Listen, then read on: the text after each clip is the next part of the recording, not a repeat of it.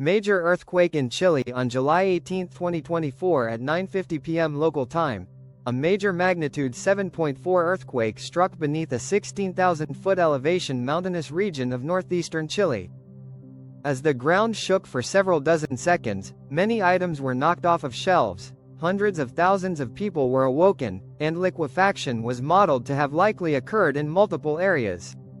The largest populated center in the area of heavy ground shaking was the city of Calama, home to 180,000 people and 134 kilometers west-northwest of the Quake epicenter.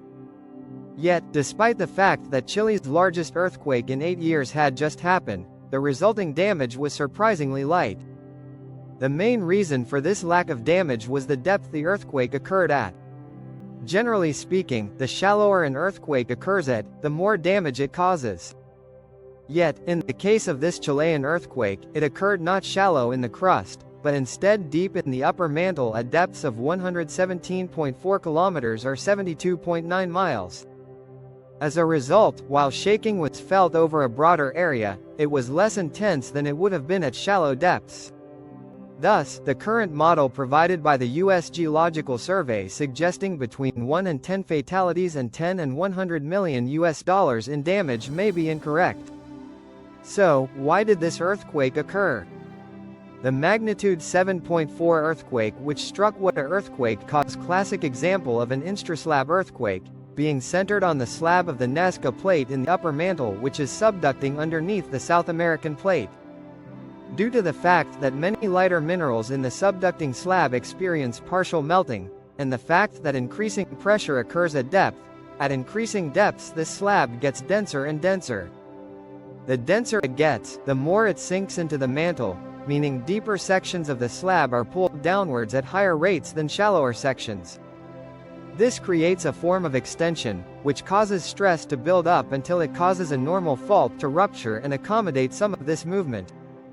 8 magnitude 7 range and 1 magnitude 8 range earthquakes have occurred in a similar earthquakes manner at essentially the same depths underneath the Altiplano Plateau since 1950. Meaning these seem to occur about once every 8 to 9 years. So, might this earthquake trigger volcanic activity? While it theoretically could, as 18 active or potentially active volcanoes experienced MMI shaking of 5 or greater, this could only theoretically trigger an eruption if a volcano was already primed for a very near future eruption. In other words, while possible, it is highly unlikely, including at the Perico volcano closest to the mainshock's epicenter. I estimate that the length of fault rupture which occurred on the underlying Nazca Plate was 66.1 kilometers or 41.1 miles.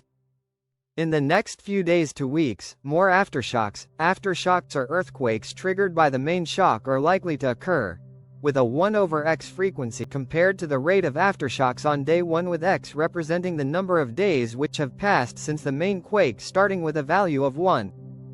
Statistically speaking, the average largest aftershock is 1.2 magnitudes lower than the main quake, which in this case means there is a 50% chance of at least 1 magnitude 6.2 or larger quake occurring as an aftershock.